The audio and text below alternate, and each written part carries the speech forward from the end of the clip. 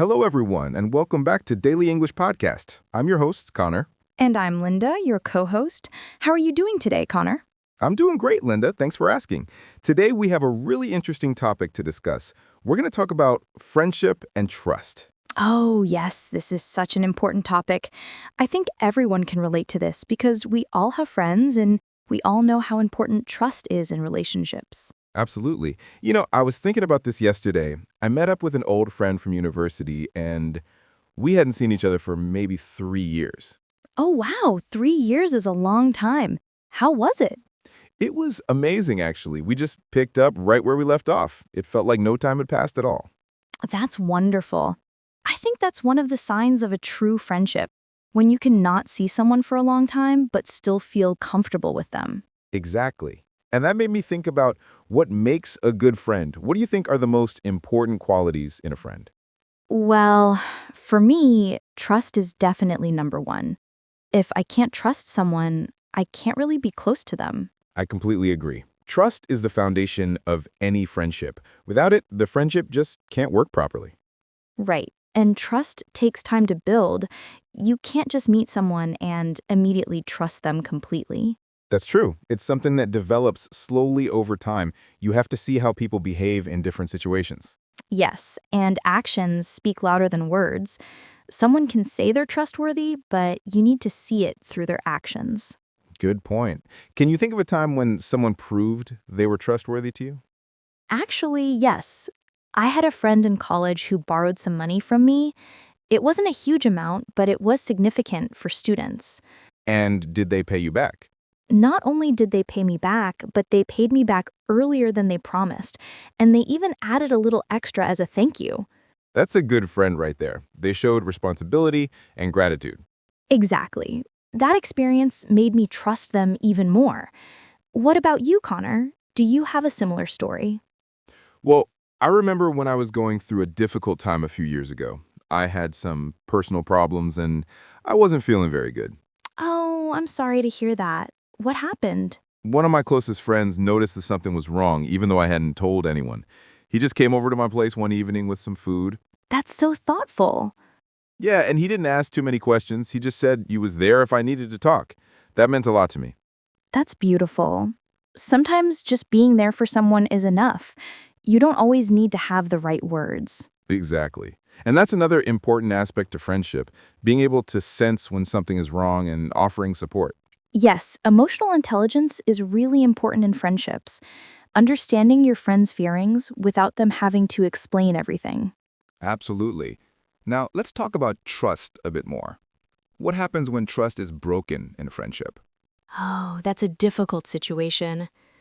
I think it depends on how badly the trust was broken and whether it was intentional or not. Right. There's a big difference between someone making a mistake and someone deliberately betraying your trust. Exactly. If someone makes an honest mistake, I think the friendship can recover. But if someone intentionally hurts you, that's much harder to forgive. Have you ever had your trust broken by a friend? Yes, unfortunately, I have. I had a friend who shared something personal that I told her in confidence. She told other people without my permission. Oh no, that must have been really upsetting. It was. I felt betrayed and embarrassed. We had a serious conversation about it afterward. Were you able to repair the friendship? It took time, but yes.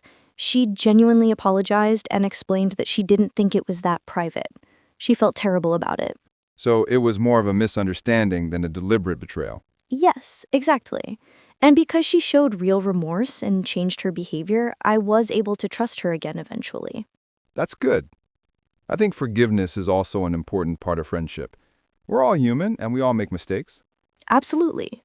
But I do think there are some things that are harder to forgive, like if a friend lies to you repeatedly or betrays you intentionally. Yes, I agree. Honesty is crucial. Even if the truth is difficult, it's better than lying. Definitely. I always tell my friends that I'd rather hear an uncomfortable truth than a comfortable lie. That's a great principle to have. What about jealousy in friendships? Do you think that's related to trust? Oh, yes, that's an interesting point. Jealousy can definitely damage trust in a friendship. Right. Sometimes friends can feel jealous of each other's success or achievements. That's true. But I think in a healthy friendship, friends should celebrate each other's successes. Absolutely. Your friend's success doesn't take anything away from you. There's enough success to go around for everyone. Exactly. I've been lucky to have friends who are genuinely happy when good things happen to me. That's wonderful. And I'm sure you feel the same way about their achievements. Of course, when my friends succeed, I feel proud of them. It's like their success is partly mine too, because I care about them. That's the right attitude. Now, let's talk about something else. How do you maintain friendships over long distances? That's a great question. I have friends who live in different countries now, and it can be challenging. Yes, I have the same situation. Technology helps a lot, though. We can video call and message each other easily. That's true. But I think you still need to make an effort. You can't just rely on social media likes and comments. Right. You need to have real conversations and check in on each other regularly. Exactly. I try to schedule regular video calls with my long-distance friends, maybe once a month or every few weeks. That's a good idea. Having a regular schedule helps because otherwise life gets busy and you forget. Yes, exactly. And when you do talk, you should have meaningful conversations, not just superficial small talk. Absolutely. Ask about how they're really feeling, what's happening in their life, their worries and dreams. Right. And share your own life with them too. Friendship is a two-way street. That's an important point. Both people need to put in effort for a friendship to work. Yes, if only one person is always reaching out and making plans, that's not really a balanced friendship. Exactly. It should feel natural and easy. Both people should want to spend time together. What about making new friends as an adult? I think that's harder than when we were younger. Oh, definitely. When you're in school or university, you're constantly meeting new people. But as an adult, it's more challenging. Yes, and as adults, we're often busier with work and family responsibilities. That's true. But I think it's still important to be open to new friendships. You never know when you might meet someone special. Absolutely. I've made some great friends through work and through hobbies. Hobbies are a great way to meet people. You already have something in common to talk about. Exactly, and you see them regularly, which helps the friendship develop naturally. Right. Consistency is important when building new friendships. Yes, and you need to be willing to be vulnerable and open up to new people. That's a good point. It can feel scary to open up to someone new, but that's how deeper friendships form. Exactly, you have to take that risk. Of course, not everyone will become close friends, but that's okay. Right. It's natural to have different levels of friendship. Some people are acquaintances, some are casual friends, and some are close friends. Yes, and all of those relationships have value. You don't need to be best friends with everyone. Absolutely. Now let's talk about conflict in friendships. How do you handle disagreements with friends? That's an important topic. I think communication is key. You need to talk about problems instead of letting them build up. I agree. It's better to address issues early before they become bigger problems. Yes, and when you do talk about it, try to stay calm and not be accusatory. Right. Use I feel statements instead of you always statements. Exactly. Say something like, I felt hurt when this happened, instead of, you always do this. That makes the other person less defensive and more willing to listen. Yes, and really listen to their perspective too. Try to understand where they're coming from. Absolutely. There are usually two sides to every story. Right, and be willing to apologize if you were wrong.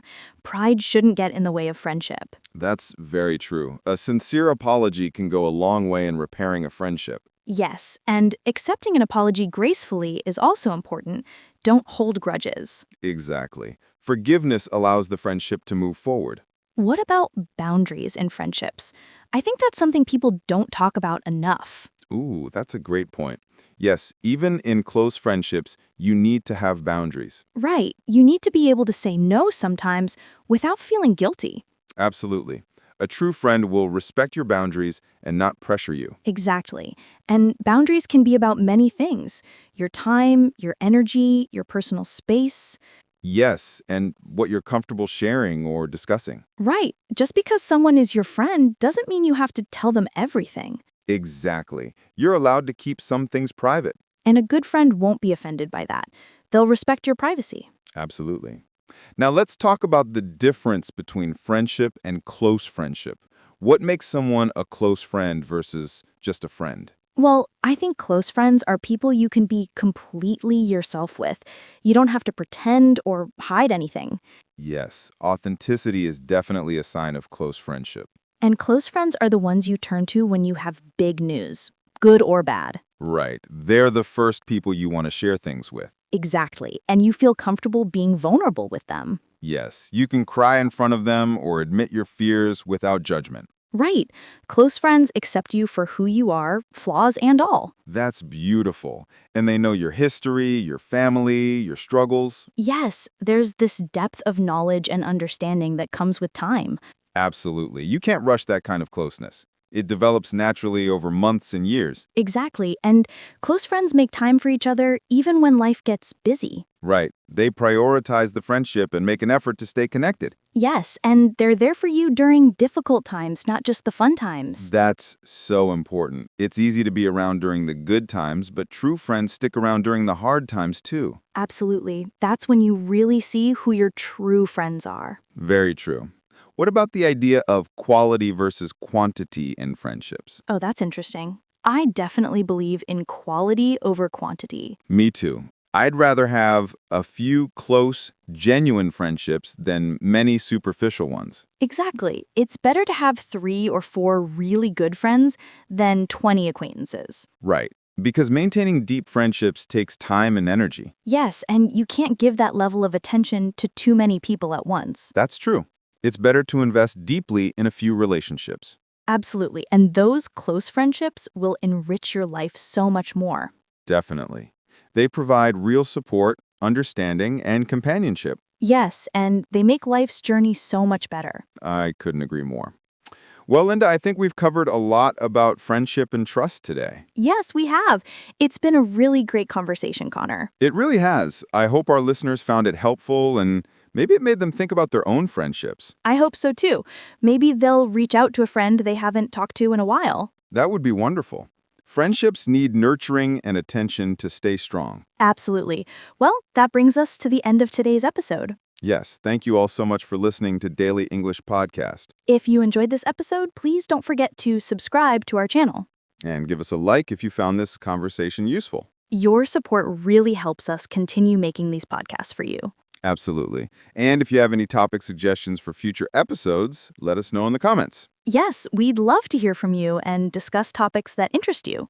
Until next time, take care of yourselves and your friendships. Yes, reach out to someone you care about today. Goodbye, everyone. Goodbye, and see you in the next episode.